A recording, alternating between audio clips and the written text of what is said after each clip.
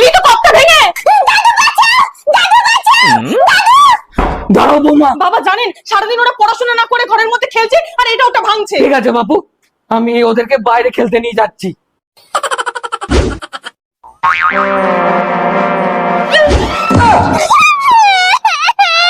দাদু ভাই, দিদি ভাই, সাবধানে সাবধানে।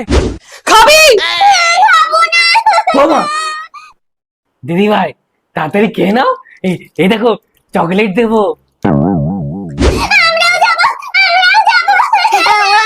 না ঘরেই থাক, এখন বাইরে গেলেই তোরা বায়না করবি। তোরা যা, আমি ওদেরকে ঘুরতে নিয়ে যাব। ওরা যা চাই দাও দাও।